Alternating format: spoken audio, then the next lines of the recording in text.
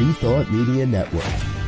We are a global broadcast network of positive music, media, and entertainment, inspiring humanity's evolution along the journey of enlightenment and creating a world of love, peace, empowerment, and prosperity for all. New Thought Media Network. Positively inspiring.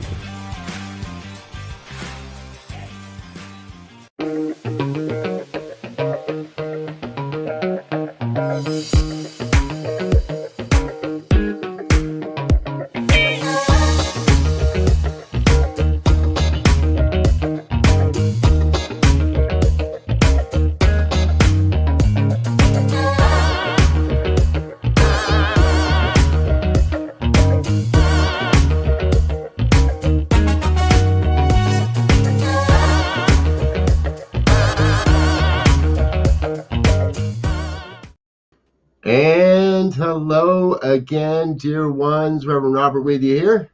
Rev Z right here. And this is New Thought today on Tuesday, the 17th of December. Always a good time to be with you. Thank you for being with us. We appreciate you being here. And I think you all know that we have a very, very special guest here with us today. And so we're going to let go of all the formalities and get right into it. Let me introduce you. Marianne Williamson is here with us. She, for more than 4 decades, Marianne Williamson has been a leader of spiritual progressive circles. She's the author of 16 books, 4 of which have been a #1 bestseller, New York Times bestsellers. A quote from her mega bestseller, A Return to Love: "Our deepest fear is not that we're inadequate. Our deepest fear is that we are powerful beyond measure," is considered an anthem for a contemporary generation of seekers.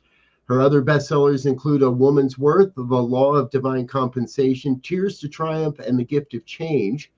With her books and online classes, she has taught millions of people the universal spiritual principles at the heart of miracle-minded thinking. Williamson originally founded the Project Angel Food, a nonprofit organization that has delivered more than 18 million meals to ill and dying homebound patients in the Los Angeles area since 1989. The group was created to help people suffering from the ravages of HIV and AIDS. She's also worked throughout her career on poverty, anti-hunger, and racial reconciliation issues. In 2004, she co-founded the Peace Alliance and supported the creation of a U.S. Department of Peace, all the way back in the Dennis Kucinich days, if I remember correctly. Her latest book, Mystic Jesus, The Mind of Love, is available online and at bookstores everywhere. And I just want to say, we had the pleasure to be together back at the Parliament of World Religions about a year and a half ago.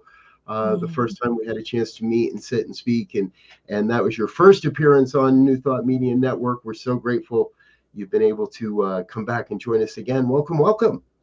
Oh, thank you. It's great to be here with you guys. I'm honored, and I look forward to talking to you. Yeah, going to be a fun time. Yeah, it should be. And you know, just to start right in, I love the title, The Mystic Jesus, The Mind of Love, because it speaks very poignant to the science of mind, which is the teachings that we're ministers in. And the thing I want to ask right off the bat is that in the book you explore this esoteric view of Jesus' teachings and how it is alive today. And so I'm just curious, what inspired you to approach Jesus from this mystical side or perspective, and how do you think it's going to resonate with readers given this divide we have now in some ways with traditional Christianity and some of the other ways of viewing Jesus's life? Well, I am a student of A Course in Miracles, and I write books about the Course, and I've taught classes. That's what my 40-year career has been. And this book is about Jesus within the context of A Course in Miracles. And we're taught as students of the Course that this material actually comes from him. You don't have to believe that in order to practice the principles, but there's a lot of first person in the Course, so it makes clear who these words come from. There has been, I don't know if you've ever read the book, an incredible book that came out years ago called The Gnostic Gospels by Elaine Pagels, where Yes. she talks about the history of Christendom. And even though when we think of the Christian religion now, we think of the ecclesiastic church, we think of the institution, we think of dogma, we think of doctrine, and we think of the very traditional ways that certain so-called Christian terms are interpreted. However, there has been from the very earliest days of Christendom, the mystical path, just like there's the Kabbalah, which is the mystical path of Judaism. There's Sufism, a mystical path within Islam. All the great religious systems have the mystical piece in the center. And there are universal spiritual themes that actually the Course in Miracles is based on.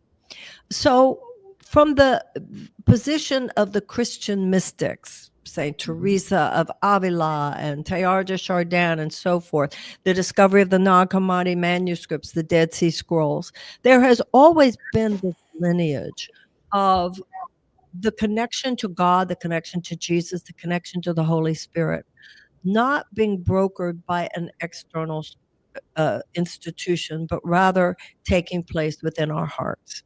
Now, that's not in any way to disparage, undermine, or show any disrespect for the ecclesiastic religion of Christianity or the interpretations thereof. But it is to say that certainly for those of us who are students of the Course in Miracles, embracing what you might think of as a Christ-centered philosophical and psychological outlook does not involve a conversion to the Christian church. It does not recognize the right of any institution to monopolize Jesus or the meaning of Jesus.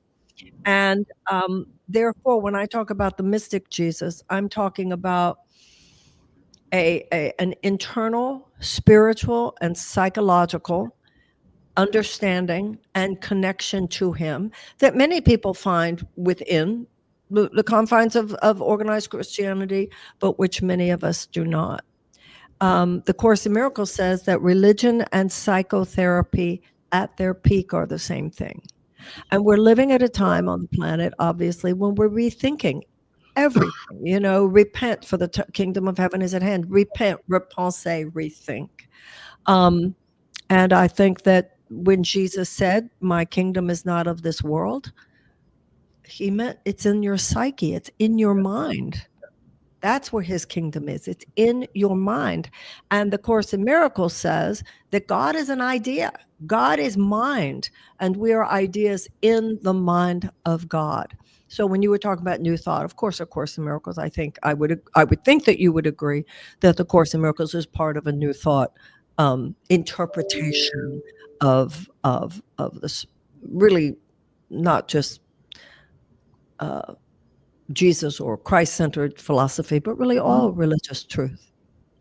Exactly. And I think that is so well put, because from our founder, Dr. Ernest Holmes, his whole idea when religious science or science of mind was started, his idea was to look for the golden thread that wove its way through all the teachings of a divine entity. Right. Exactly. Whatever. Yeah. That is at the essence. Yeah, right. And that's what the Course says as well. This is not a religion. It is a psychological mind training based on universal spiritual themes. That which has caused so much separation, i.e. religion. Part of the tragic irony there, of course, is that if you look at the deeper truths within all the great religions, you see these common themes. That's what I've always loved about New Thought is we look for those common themes. Let's give a couple of quick shout outs before our next question. Dear Shay, yes, you've been hearing we're having a special guest for a while now, so thanks for being tuned in today. Reverend Chris, good to hear from you as well, sir. We're excited that Marianne's with us here as well. And Reverend Savannah Noel. Rev Savvy, good to see you. Trust you're holding down the Pacific Northwest. Anyone else that's out there, if you want, feel free to chime along, chat along, drop a comment, ask a question, join in the conversation with us as we go here today. Again, Marianne, I want to thank you for being here, because I really enjoyed this book in a number of ways. And most especially because, well, I guess the way I like to say it, Jesus and I have never exactly been on best buds. It wasn't how I was brought up. It wasn't what brought me to New Thought. It wasn't any of that.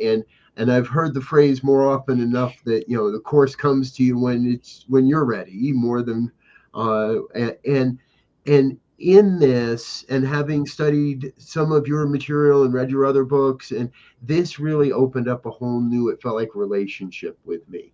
I will also say I've been watching The Chosen over the last few years as well. So there's this combination and a really neat perspective. And that's what I was hoping to explore a little bit is, in the book, you really discuss the importance of the modern context, of how we're bringing Jesus's teachings to a modern context. And when people look at the world today, we can look at what happened in Wisconsin yesterday. We can look at what's happening in all of the various social aspects, from climate change to civil unrest to outbreaks of violence when you least expect it, or in some of those places.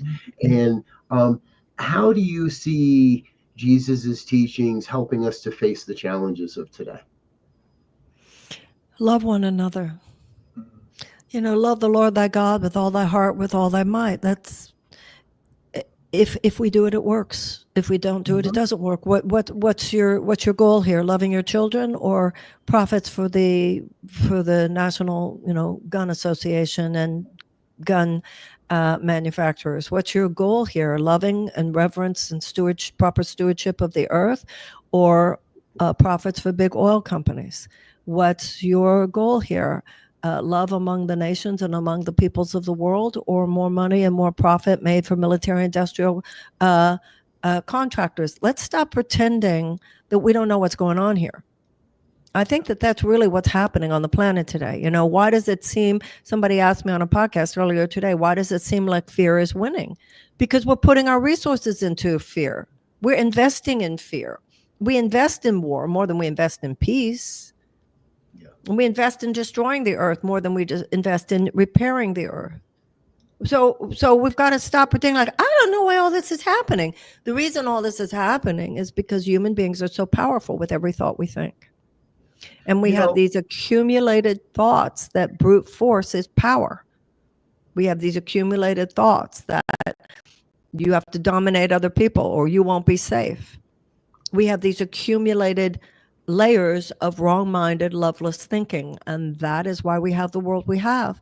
And from not just the course perspective, but also any new thought perspective, the world's not going to change until our thinking changes, because our thinking is the level of cause. That's what determines our behavior.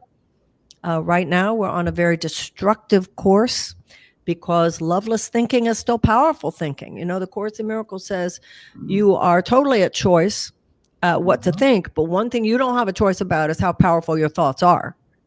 So everybody wake up and know that if we continue the way we are, we will continue in the direction we're in, and no thinking adult thinks that that's a good thing. And the Course in Miracles says salvation, and obviously from this perspective, salvation just means being saved from your own insane thoughts, means considering the possibility there might be a better way.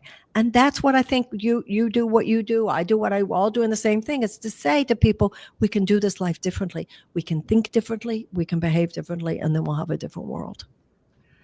There's I forget which chapter, but you make a very good point on that exact thing where you talk about, reality is we are projecting our lives on like a screen, a movie projector onto the screen of reality, something to that effect. And that as we continue to have these thoughts, we will continue to project this movie, this drama, this horror, if you will, onto the screens of reality.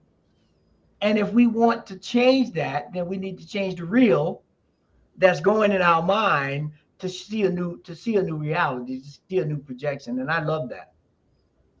Absolutely. You know, the Course in Miracles says God created the law of cause and effect for our protection. And God himself, once he's created something, there's no changing it. He's not going to change the law of cause and effect. Every thought you think, the Course says, will create form on some level. If you don't like what's projected out there on the screen, you can't go up to the screen and try to change the plot of the film. It's just a projection of imagery. Right. You were created in the image, i.e. imagination, i.e. mind of God. And that's the only place where you can change what's happening on the screen.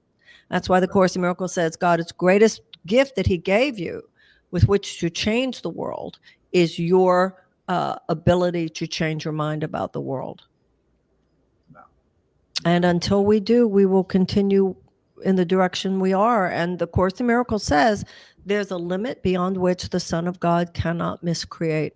And we're miscreating all over the place. And I think people are waking up to the realization this cannot go on forever. It's kind of like when you have a friend who's an alcoholic or a drug addict, and you watch it getting worse, and you watch it getting worse, and you watch it getting worse, and you start talking to your other friends, we maybe should have an intervention, or there's no guarantee that they won't kill themselves. And I think people are having that wake up about democracy, having that wake up about the life of the species on the earth. We need to stage an intervention.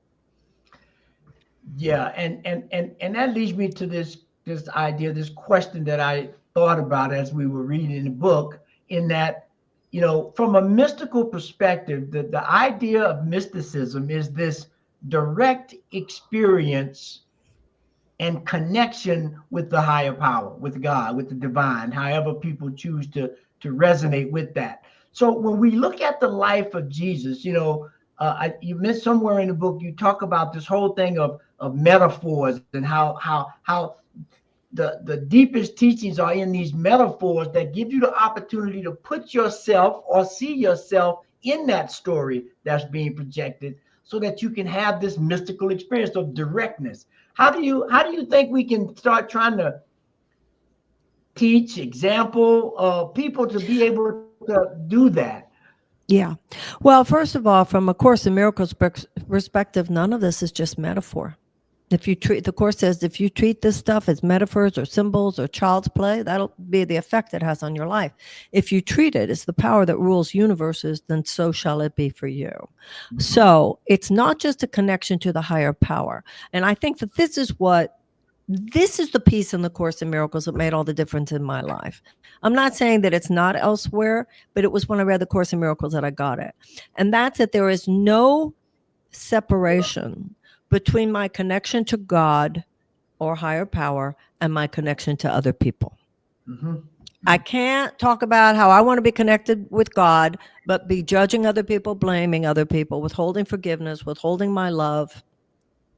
If you're attacking others, once you realize, you know, this is an example of these traditional terms used so differently. The one here is, there is only one begotten Son. So from a traditional perspective, there's only one begotten Son. Jesus is the only begotten Son. From a Course in Miracles metaphysical perspective, it means there's only one of us here.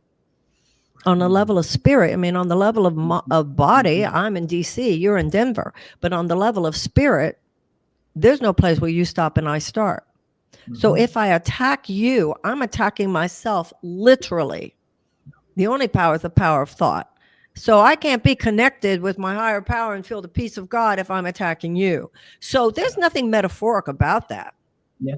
And not only is there nothing metaphoric about it, it's all, and this is the part that is so radical, and that I'm sorry to say, the radicalism of this took me too long to understand. I had already written books about this stuff before it hit me like a brick in the forehead on the level that it should have. Whoever you're with at the moment, whatever situation you're in at the moment. In this one, it's you and me. Now, I hope you're feeling that we're all wishing each other well. I hope that both of you do well. I get from you, you hope I do well. So life works when you're really showing up your best and in support of other people. But we all know life's not always like that. Right. And if people show up in any situation with negativity, I don't want to be here, what can I get from this? Life's very different. It's a whole different energy. It's a whole different vibe. It's a whole different experience for everyone. And once again, there's nothing metaphoric about that at all. Now, within that space, and that's the miraculous aspect of it, all that the three of us have to do is show up and try to do our best and try to be there so that other people can do their best too. Then the miracle is you don't even know who's going to hear it. You don't know what aha might happen in anybody who happens to be listening. And that's the miraculous nature of the world. But if we come in with any other kind of thought, then it's a whole different experience. And that's it right there. That's it. This situation, this person, this moment, it's all here. And like I said, very, very practical. Nothing metaphoric about it at all. Yeah. I love that. And it's in my own work and in my prayer, one of the things that I find that just keeps coming back is to let go of everything that it may have taken to be in this moment, so I may be in this moment, so I may be the presence of the divine, of love and light in whatever's about to happen. And to me, it's a really a deep sense of trust that what is working out is what is working out. And I keep getting that essence of the and I believe it comes from the 12-step movement first, but it was introduced to me through the words of Johnny Coleman. It works if you work it. And I feel we keep coming back to that essence in this conversation, that as those of the light, as those that call themselves light workers or new thoughters or mystics or visionaries or whatever name and a cloak we want to wear, we've got to be 100% committed to seeing the face of the divine in everyone and everything that's in front of us.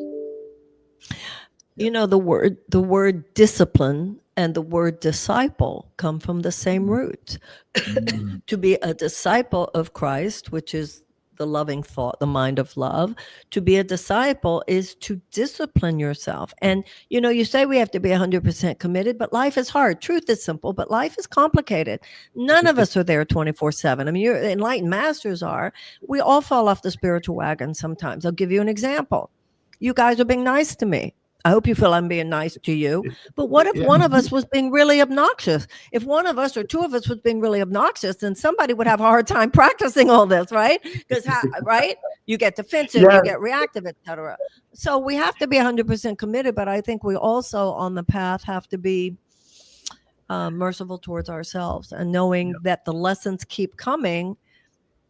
Like, we don't grow if every situation is one in which it's easy to be within the comfort zone that we already know. You know, it's like a kid at school. You know, you got that lesson, now a little harder one is coming. So the lessons keep coming that always involve the temptation to fall back into the ego default positions of fear and victimhood and failure to take responsibility and all of the things that we all know so well. And you know, that's a great point. And just tying that back to the oneness of God, like when you said that the only begotten Son is the oneness of all of us, right? That is the oneness.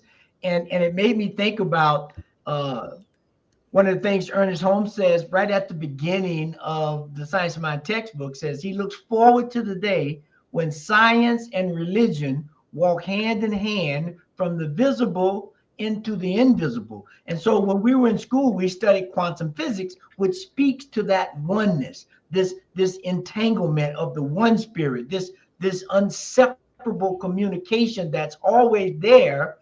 But if you block it, as you said, if you do things to keep it from having a steady flow, it's not the flow itself that's missing, it's you're not putting yourself in alignment with that. And so, you know, when and that leads to the whole thing of practice. How, you know, just practicing this is where the challenge comes in, the discipline.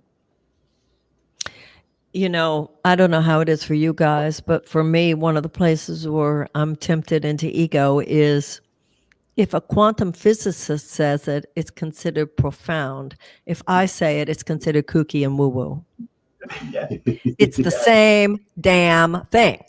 Yep. So science is coming along. Science is coming along and now verifying, according to the Western medical scientific tradition, verifying what we have been taught has been the wisdom of the ages. Yes.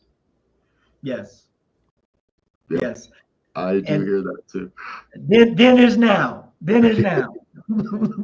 So our friend Shay has a question based on something we've said here. So what do you do in a group setting when someone is being obnoxious? There's always that one person. Okay. So, and I think that was a minister who asked, right? No, I don't believe she's a minister. Okay. But, Okay. hangs out around the network. Okay. So first of all, if somebody's being obnoxious, they're on the level of the personality, because the soul is never obnoxious. So they're on the level of the personality, which means of their ego. Our temptation is to respond on that same level. Won't work. They've fallen asleep to who they are, but if we're perceiving them according to their behavior as it's mistaken as an obnoxious, we're falling asleep to who we are. Plus, by falling asleep to who they are, we are bypassing our capacity to awaken them. So the Course in Miracles says the primary responsibility of the miracle worker is to accept the atonement for himself. So you go back into your own sweet spot, your own quiet, be still and know. Forgiveness means that you are going to extend your perception beyond what the physical senses perceive to what the heart knows to be true. So you look at that person, you're not stupid, you're a human being, you hear their obnoxiousness, you see the obnoxiousness on their face. Simply know, pray in that moment for help, and you're having a second set of eyes and seeing the truth in them. If you speak to the personality within them, you will not help. Speak to the Christ within them. Obviously, that's not the words that you say. Once you get into that place, you will know what to do. It might even be it might even be silence. It might even be just the quality of your silence. But they need to be, it's like a rabid dog, just don't get in there with it. Go into your silence. Go into your silence. And it becomes like my mother once told me, I was making chili. I remember I was living in New Mexico. My mom was in Texas. Mommy, I'm making this chili. People are coming over, and there is, I put too much cayenne pepper in it, and it's too hot. What should I do? She said, get a raw potato, and you put a raw potato in it, and it will suck out the cayenne pepper. So the mind of Christ will suck out the craziness. Okay. I'll give you an example. When I asked if this was a minister, I've been out doing what I do for over 40 years, and I know you guys have been at it a while yourselves. Sometimes there are people in the room, and I have had it happen twice. And when you're in work such as we do, you're not only the guardian of the emotional safety in the room, you could even be the guardian of physical safety in the room. There have been a couple times somebody stands up and they're more than obnoxious. They're obviously sort of out of their minds, which in today's world scares people. And I remember one incident, but I've had it happen, the essence of this more than once. I see the people in their best of intentions, who were the people guarding the space, going to take that person and kicking them out. That's the worst thing to do in today's world. That person could get a gun and come back. That's the last thing you do. Rather, and I've seen, and the whole room is with you, because the whole room sees what just happened, and the whole room looks back at you. And it's unbelievable, because the leader of the room sort of models. Right? So the leader of the room, who's smart and miracle minded, is not going to say, that person has to leave now. Not in a case like that. And the whole room will model you getting very deep and very quiet. And you feel the Holy Spirit take you onto the level of frequency that person is, and the whole room will join with you in that. And the embrace of that person's true self replaces the energy of fear that was aroused by their not being their true self. Right? Mhm. And Mhm. you talk to that person from that place, and it works. Yeah. And that's Yeah. the miracle. You Yeah. speak to the truth in people, even if they themselves are not in touch with that. Now, if you're in a room and somebody's being obnoxious, it's not like boundaries are never acceptable. It's not like love will never say no, because sometimes love does say no. But if you don't first, one of the lessons in the course is let all things be exactly as they are. You have no power to change people until you first go into that place where they can feel that you accept them exactly as they are. And then within that, you can make it very clear that this behavior isn't acceptable, whatever, but first you have to join with them. And once again, that goes back to what we're talking about. To be in touch with God is to be in touch with people. Like in that line in Les Mis, to love another person is to see the face of God. Yeah. So that person might be obnoxious, but the soul is never obnoxious. Speak to the truth of who they are. All minds are joined. And if you're willing to see the truth of who they are, they will feel that validation. Yeah, you set a point there. I'm a starving musician. I quit too soon, but I still love music. And that resonant sound, that resonant tone is what I hear. One of the things you're saying about when someone drops to that level, whatever the level is, you have to first resonate with that tone to figure out where we are so you can raise the vibration, or you raise the octave, or you raise, the pitch. Absolutely. So that Absolutely. now we come from here, we go up here, and now we can make Exactly beautiful right. music, as you say. Absolutely correct. That same thing. Mm-hmm. Yeah, I love that. And it feels to me like we're, in many ways, we're not talking about the book, but we're talking about the book. Yeah. Because in the book you emphasize the mystical, and the mysticism often emphasizes that direct experience, being in the room and getting still, more than just, oh, I know they're just being God over there, but actually practicing being in the real life of it all. Well, once again, it has to do with the person that you're with. You can't have a relationship with God separate from your relationship with people. Now, where Jesus comes in, he's like the universal principle. He's the universal frequency, right? So one of the things, for instance, that would be very powerful in a moment like that, in your minds, see Jesus with his arms around that person. The Holy Spirit works through our subconscious mind.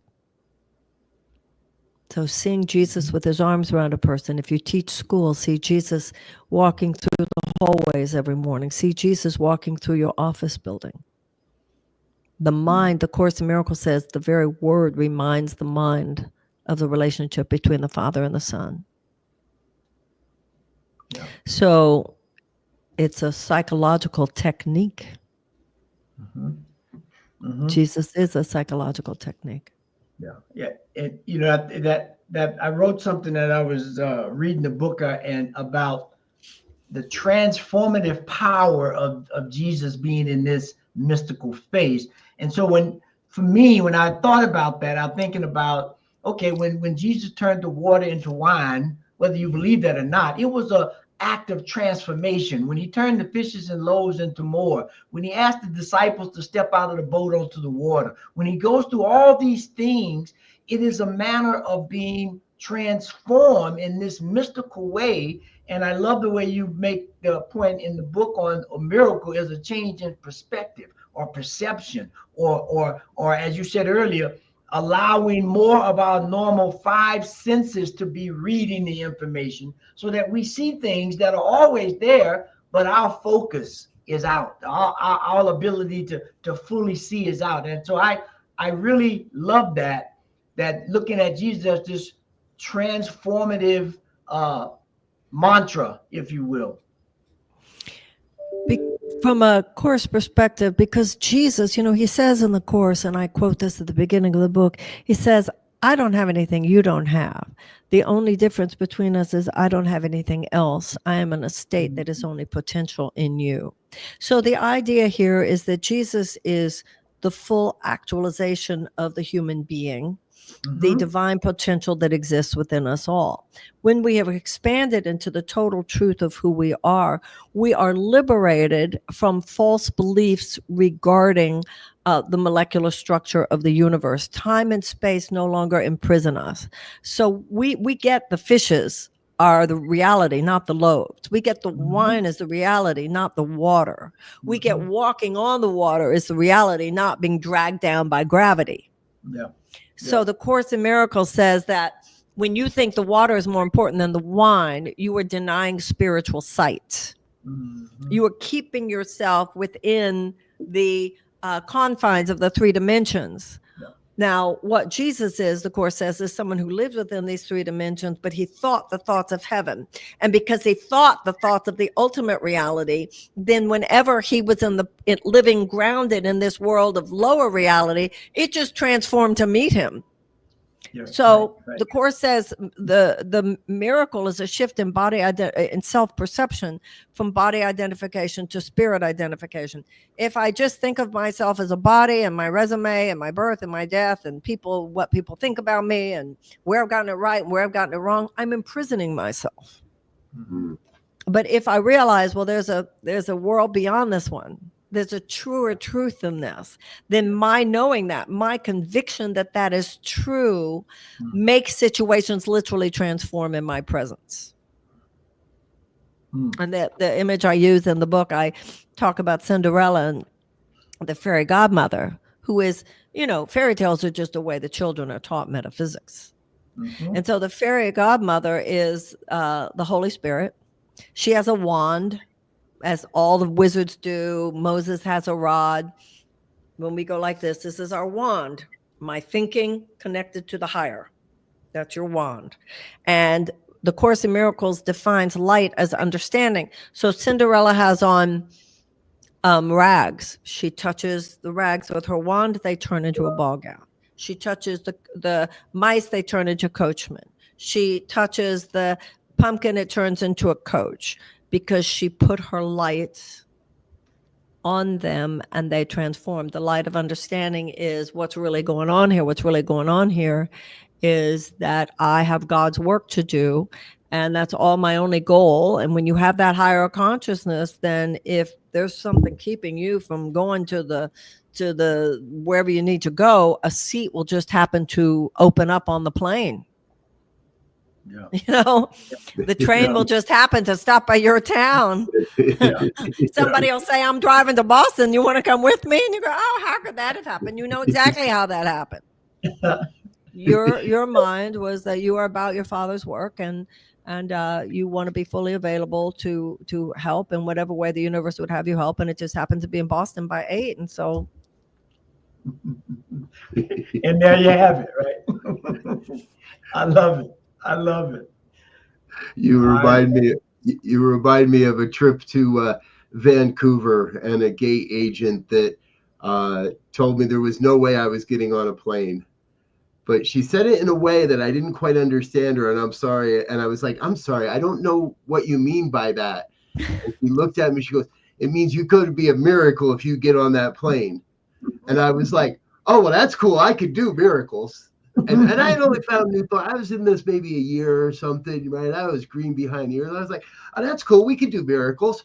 And I walked across to the other side of the concourse. I sat down and I listened for the call signs on this plane. And then I listened to them call for somebody to come to the desk. And then 5 minutes later, they called for that person's name to come to the desk again. And then they gave him a third call. And then they called my name and told me that there was a seat on the plane for me because the other guy never showed up. Hello. But that, what, I want to tell you something. The Course in Miracles, miracles arise from conviction. You used your word. Yeah. You stated it. That's brilliant. That's beautiful. We can do miracles. Folks, we are going to do some miracles of some sort here today. But first, we're going to say thank you to some of our sponsors and our organizational donors. Give Marianne a chance to take a sip of water and a breath here. But we got a little bit more time coming up after this. So stay tuned, stay with us. Let your friends and family know what we're doing here on New Thought Media Network. We'll be right back after these messages. Stay tuned. New Thought Media Network proudly presents the 2025 season for Nonviolence Meditation Series, January 31st through April 4th. Embrace nonviolence every day with our 64 unique video meditations. Join us at 6 a.m. Mountain Time or watch anytime on our YouTube channel. Featuring a collection of New Thought voices, the 2025 season for Nonviolence Meditation Series. Only on New Thought Media Network, January 31st through April 4th. Please help us say thank you to our organizational sponsors, including the Hefferland Foundation, Affiliated New Thought Network, International New Thought Alliance, Science of Mind Archives and Library Foundation, Center for Spiritual Living Denver, Center for Spiritual Living Midtown, New Thought Philadelphia, Planned Happiness Institute, Summit Center for Spiritual Living, One Heart Retreats, Center for Spiritual Living on the Lake, Unity Kitchener, Unity Spiritual Center, Ottawa, Om Center for Spiritual Living, Satya Center, Begin Within Ministries, Center for Spiritual Living North Jersey, Unity of Savannah, and the Center for Spiritual Living Seattle, as well as all of our individual donors. Thank you for being part of the New Thought Media Network. Please like, share, and subscribe. New Thought Media Network, positively inspiring. And we're back with more of New Thought today here on the New Thought Media Network. My brother, Reverend LZ, and I, and our very special guest, Marianne Williamson, live here on a Tuesday afternoon. So, Marianne, one of the questions that came to me kind of like early this morning, and I don't know why I didn't think of it sooner, but I think it's probably a simple one. What are you reading? Like, what books are captivating you and capturing you, and what's on your nightstand as far as what are you reading right now in your life, in your ministry? I love memoirs. And the model, Elle Macpherson, sent me her memoir. And I'm reading it and enjoying it very, very much. Something about reading before I go to bed at night. The other book that I'm still in the middle of that I had not finished yet is Lincoln on Leadership. So I'm reading Lincoln on Leadership and also a book called Elle. A book, you know, I went through, as you know, I ran for president, and my season of healing was pretty deep. There was a lot to heal from. There was a book that I read towards the end of that phase that was not overtly spiritual, but which I highly recommend, and it's called "The Obstacle Is the Way." Do you know about that book? No. By a man named Ryan Holiday. I have since learned that he's apparently very popular and all this kind of stuff. I didn't know about his work. He works on, his stuff is based on Stoic philosophy. Apparently it's a very popular book, The Obstacle Is the Way.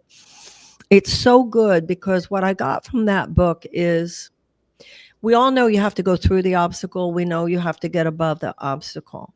But the dimension of all that he added is that there is something about what you go through and what you learn from being in the midst of the challenging obstacle that actually sets you up for the bigger win on the other side of it. And he actually talks about people like Thomas Edison, for instance, people who went through terrible challenges and obstacles and then had their biggest win afterwards because of what they learned going through it. And that book was very, very helpful to me. It's not overtly spiritual, but it's very spiritual. Yeah. Beautiful. Thank you. Well, and you know, I find those books are sometimes the most spiritual, because when you can read those books and tap in, it for me, it gives me that metaphysical perspective of someone living this stuff, a direct experience of how you go through it. Yeah, because And people such as yourselves and me and many people who would be listening to you have already read the metaphysics. We get it. We get it up here. This is a moment where applying it is what's so helpful. For instance, this woman, Elle McPherson, she had cancer, and she what she went through in the whole wellness world with that. It's exactly what you're saying. It's one thing to know it. It's another, well, this is the story of one person and how she dealt with these things. We've all read the same books by now. We've all listened to the same tapes. This is no longer the era of data collection. It's the era of application. It's the era of practical applicability. That's what I love about the Course in Miracles. It says over and over, this is a very practical course. And that's what I hope the Mystic Jesus does for people too. It's about how do you apply in a practical way the teachings of Jesus with that person in front of you, with that obnoxious person or with that challenging situation. This is the point where it's incumbent upon us as people who want to usher in a world that is survivable, that we learn to apply more deeply the things which by now we all already know. I saw during the break the business about the season of nonviolence and those meditations. I very much want to be part of that. Absolutely. We will send you an invitation to be a part of that. Yeah, it looked beautiful. And we have almost 64 different voices already that want to provide it. And for the folks that are just catching up to that, it's a 10 minute or so meditation. But it's there to, and New Thought Media Network, we really believe we can raise the consciousness of the collective consciousness of humanity through shared practice. And if we can get 3 people on a call at a time, or 300 on a call at a time, we're raising the vibration. And, well, you said at the beginning of the show, it works if you work it. It's not just we really believe. It's more than I really believe. If I drop this, it's gonna and it fall. If I just release it, it's gonna fall. It's not that I really believe in gravity. It's that gravity is. Right. So it's not like I really believe we can affect the collective consciousness. It is that all minds are joined, and whenever 2 people agree on something, it's a done deal. And I think that's really important for those of us who are ministers and teachers and stuff to demonstrate that. I remember somebody once saying about something we were doing, well, we're not curing cancer here. I said, we sure are. Yeah. True. Yeah. Dear friend, all of us, Celeste Frazier's on the line. So Robin and I talk about this all the time. Go. Oh, okay, there it is. Dear friend, Celeste Frazier's on the line, just saying hello to everyone, and loves that Marianne's putting the Course in Miracles in the forefront of the 21st century readers and seekers. Revolutionized her life and relationship in a big time. Yeah, thank you. Thank you. We've been saying it here on this program a lot. Now is the time.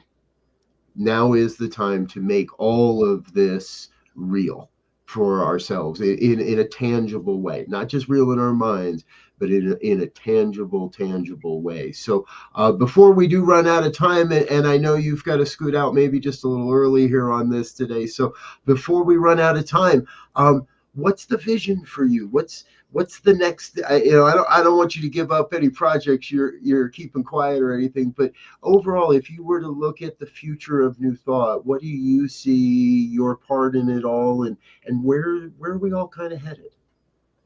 Well, I think that we're in a period of processing. I think everybody's just shocked by where we find ourselves as a country and as a species.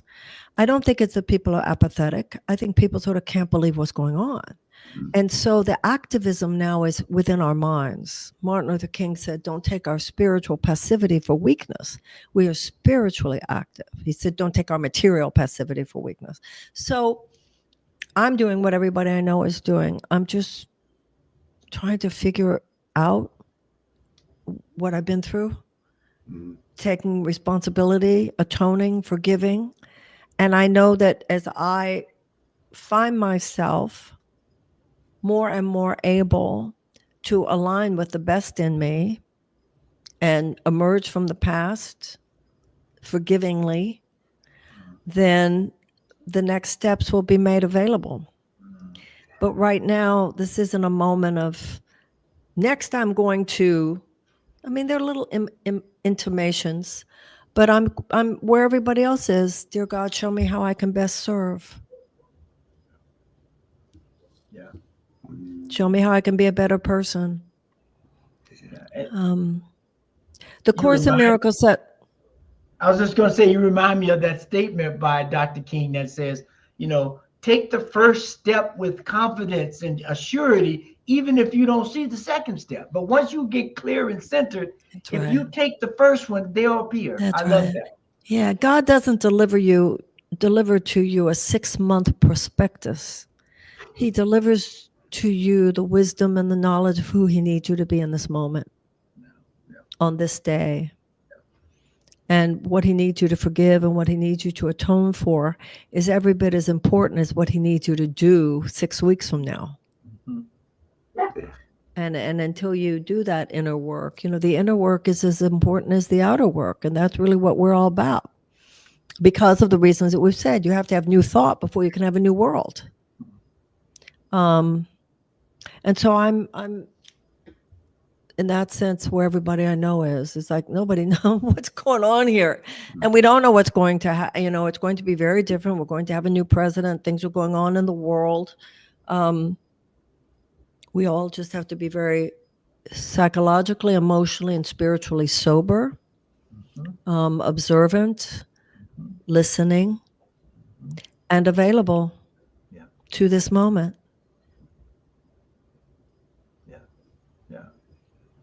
It reminds me of that verse in the Bible that says, trust in the Lord and wait.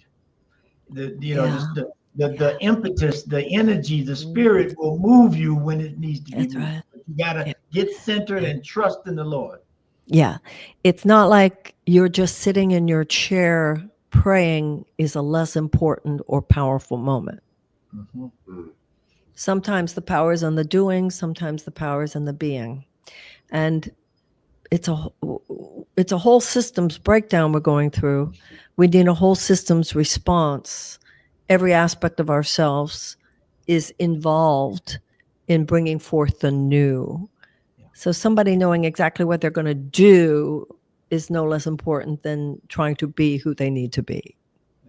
And that's where we all are, I think, right now. Beautiful. Beautifully said. Thank you. Thank you. Thank you.